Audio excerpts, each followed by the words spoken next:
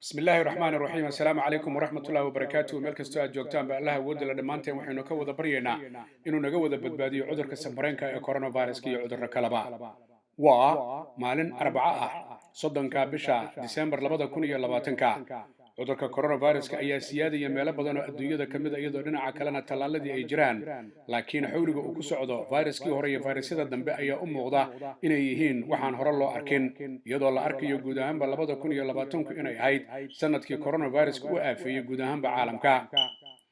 markaynu ku bilowna qaaradda afrika waxa ay ka mid tahay waddamada ku yaalahay waddamada cudurka uu saameynta ku yeeshay laakiin sida la malaynayay asal ahaan cudurku markuu bilaabanaya aanay noqonin taasoo cudurka marka la fiiriyo tirada guud iyo guud ahaanba dadka uu ku dhacay inay aad uga yar yihiin guud ahaanba qaaradaha kala duwan adduunka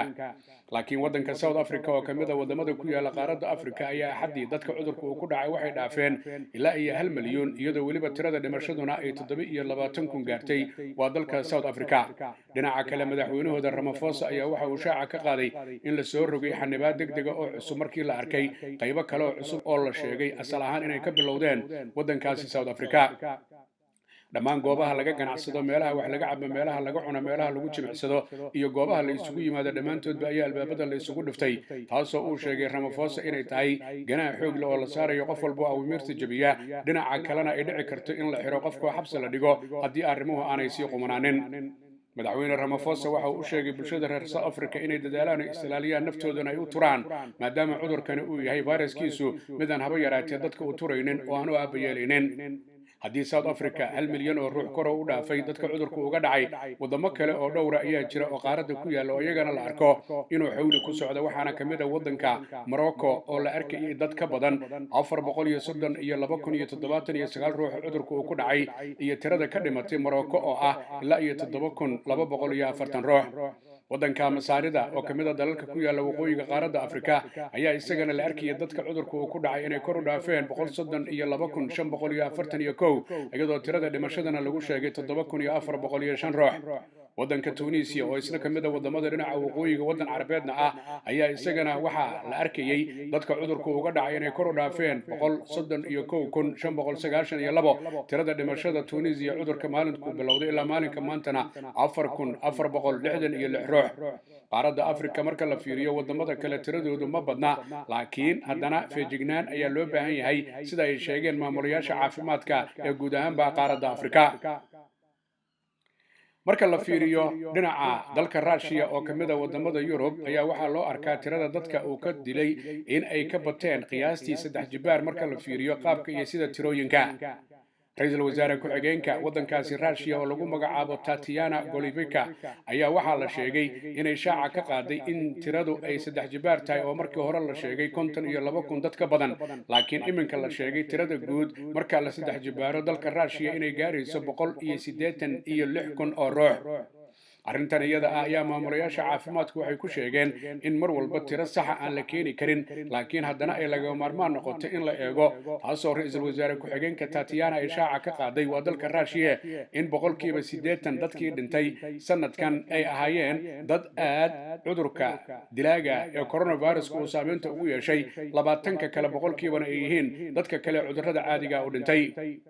marka la fiiriyo sida ay u soo gudbiyaan tirada wadamada adduunka marka dadku ay ka dhintaan ayay isticmaalaan ama adeegsadaan qaabab kala duwan taasoo hadhow ay dhib noqoto marka la isbarbar dhigayo dalalka adduunka Russia marka la fiiriyo xawli xoog leh ayuu ku socdaa dadka cudurku uu ka soo ritay waxay gaarayaan 3 milyan iyo 100,000 oo ruux dadka badan dalka Russia madaxweynaha waddanka Russia Vladimir Putin ayaa waxa uu bogaadiyay shaqaalaha caafimaadka Russia taasoo uu sheegay har iyo habeen inay u taagan yihiin inay u khidmeeyaan dadkooda isagoo ku bogaadiyay dadaaladooda inay sii wadaan maadaama cudurka coronavirus uu yahay mid aafaa oo guud ahaan dunida dhan saameyn ku yeeshay Russia shirkad ka tirsan oo lagu magacaabo Sputnik V ayaa ka mid ah shirkadaha adduunka ee talaalka soo saartay waxaana ay ka bilaabeen inay dadka talaalaan guud ahaan waddanka Russia gudihiisa iyadoo dhinaca kalena dibadda ay u dhoofiyeen talaalka ayna ka iibsadeen wadamo ay ka mid yihiin Argentina, Belarus iyo weliba dalka Hungary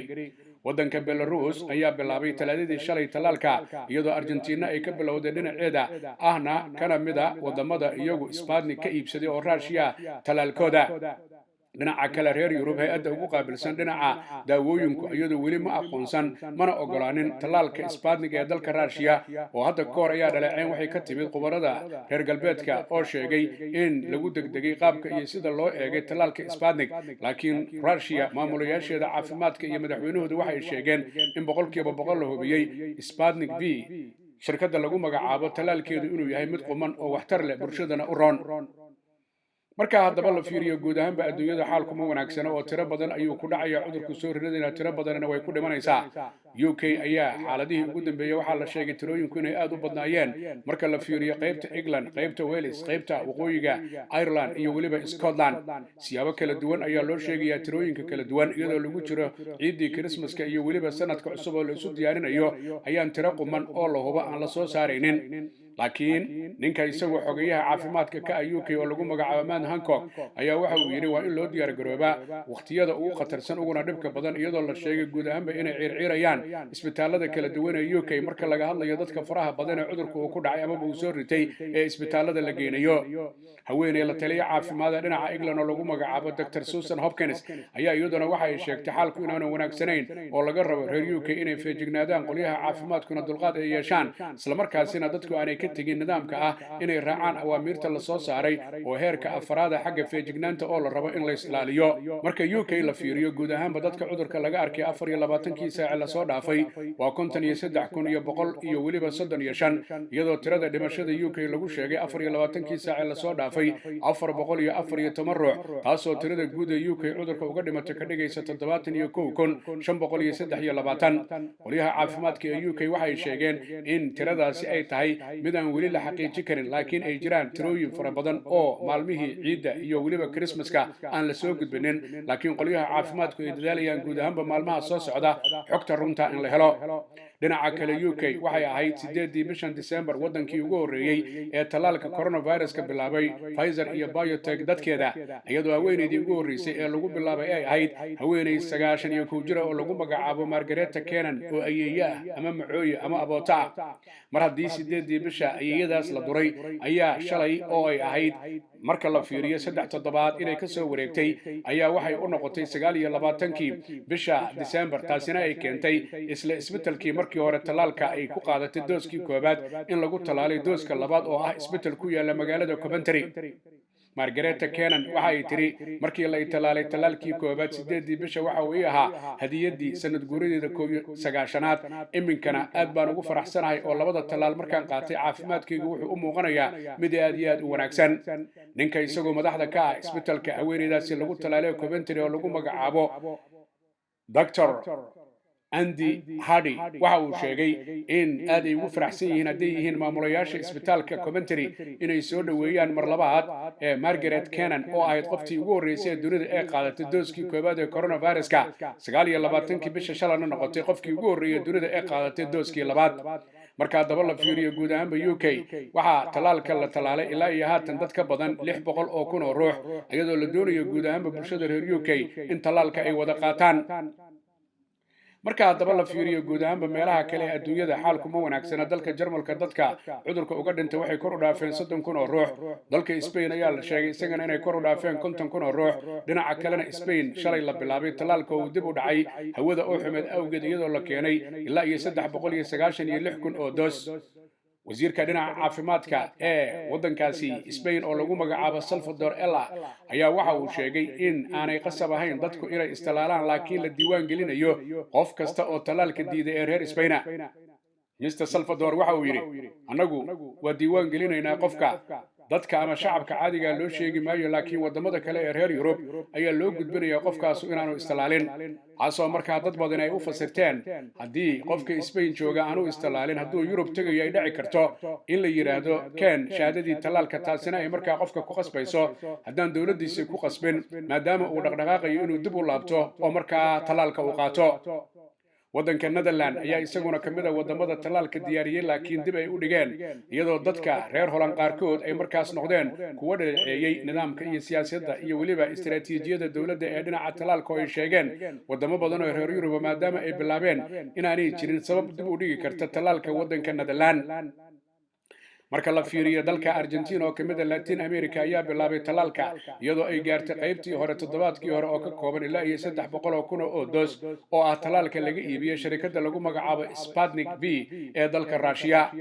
madaxweynaha waddankaasi Alberto Fernandez ayaa sheegay inuu talaalka qaadan doono si uu bulshadiisa ugu eego oo ugu sheego in talaalku uu yahay mid quman oo tusaale u noqonayo. wadamo kale oo horey u bilaabay talaalka ee reer Latin America waxaa ka mid ah dalka Mexico, dalka Chile iyo weliba dalka Costa Rica. marka daba la fiiriyo guud ahaanba adduunyadu talaalada waa ay bilowday, dhinaca kalena cabashooyin xoog leh iyo weliba fayraska cusub oo aad ugu faafaya meelo badan oo dunida ka mid ah isaguna yimid. dalka Hindiya oo ah waddanka labaad ee ugu soo ridasho badan ahna dalka saddexaad ee ugu dhimasho badan ayaa maalintii shalay laga arkay dad badan oo qaba cudurka, kuwaas oo la sheegay inay ka tageen UK asal ahaan oo ay tageen waddankaasi Hindiya. dadkaas ayaa dhammaantood la gooniyeeyay iyadoo baaritaano xoog leh lagu wado. Hindiya waxay ka mid noqotay wadamada laga arkay fayraska qaybta cusub ee UK, iyadoo hore looga arkay marka laga reebo Yurub wadamada ka baxsan. dalka Hindiya ugu dambeeyay dalka Japan, dalka Australia iyo dalka Canada. wadamada reer Yurub ee laga arkay Sweden, Switzerland, Denmark, Italy, Netherlands, France, Spain iyo weliba UK. haddaba guud ahaanba calaacal xoog leh iyo walwal ayaa jira. kii Wuhan ka bilowday sanad ka hor oo ay kuwo kale ku soo biireen, xaalku lama oga sida uu noqonayo, balse looba jooge. marka haddaba aynu fiirino fariintan iyada ee maalinlaha ah ee cudurka coronaviruska waxaa fududeeya sharikadda dhinaca qaadista alaabooyinka xagga UK laga qaadayo lana keenayo, xagga Soomaaliyana guud ahaanba la geynayo lagana keenayo. waa sharikadda lagu magacaabo Parcel Host oo fadhigeedu yahay UK, xafiiskeeda weynina uu ku yaalo bariga magaalada London 473 High Road Leyton, halkaas oo uu diyaar ku yahay ganacsade Axmed Barqadle iyo weliba iyadoo halkaasi laga heli karayo oo kale DHL-ka guud ahaanba adduunyada oo dhan la isaga daabulo alaabooyinka haddaad diraysidii haddii lagu keenayo intaba.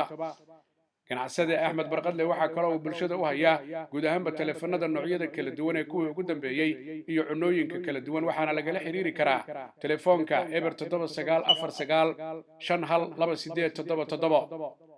dadka Soomaaliyeed meel kastoo ay joogaanba dhib iyo dheef waxay la wadaagaan dadweynaha dunida, waxaana laga rabaa inay islaaliyaan ay feejignaadaan baryada eebada ay badiyaan, nadaafadana ay ku dadaalaan inay dhageystaan awaamirta ka imanaysa maamulayaasha dalalka ay joogaan, iyagoo aan iloobi in halku dhigi ahaa walaalle